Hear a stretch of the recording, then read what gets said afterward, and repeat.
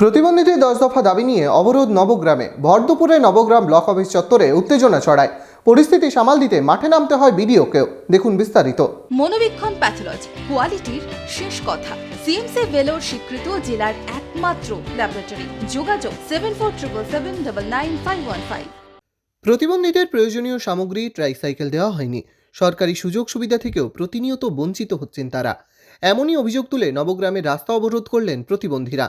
প্রতিবন্ধীদের প্রয়োজনীয় সামগ্রী দেওয়া সহ আরও 10 দফা দাবি নিয়ে সোমবার নবগ্রাম ব্লক অফিসের সামনে বিক্ষোভ অবস্থান করল পশ্চিমবঙ্গ রাজ্য প্রতিবন্ধী সম্মেলনীর সদস্যরা। এদিন তারা বেলা 12টা থেকে বিক্ষোভ কর্মসূচিতে নামেন। আমরা বেলা 12টা থেকে বিডিওর দরজায় বসে আছি 12 দফা দাবি নিয়ে। বিডিও আমাদের দাবিগুলো ওখানে গ্রহণ করেন, উনি এড়িয়ে গেছে। আমরা রাস্তায় এসে বসে পড়েছি।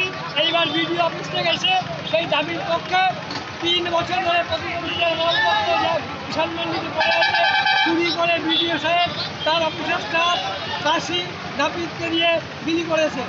আমাদের দাবিতে আগামী 4 জানুয়ারি বিলি করবেন, উনি ঘোষণা করেন।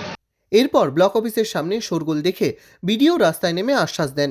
তাদের মূল দাবি ছিল যে নবগ্রামে কিষাণ মন্ডিতে প্রচুর হ্যান্ডিক্যাপেদের সাইকেল ট্রাইসাইকেল রাখা আছে, সেই সাইকেল তাদেরকে বিলি করতে হবে। তো আমরা তাদেরকে আশ্বাস দিয়েছি যে এই বিষয়ে আজকে আমরা জেলার সঙ্গে কথা বলবো এবং জেলাকে একটা চিঠি করে রিকোয়েস্ট করা হবে এবং সিচুয়েশন জানানো হবে।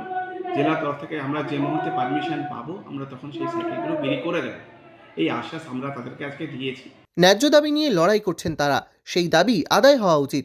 কেন্দ্রীয় বঞ্চনার জন্য দাবি আদায় হচ্ছে না, জানান নবগ্রামের বিধায়ক। আপনারা তাদের দাবি নিয়ে তারা লড়াই করছে, সে দাবি তাদের আদায় হওয়া উচিত এবং সে দাবি বিশেষ করে রাজ্য সরকার মানবিক মুখ্যমন্ত্রী মমতা ব্যানার্জি সহানুভূতিশীল এবং ওদের দাবির বেশিরভাগটা দাবি নিয়ে সরকার লড়াই করছে।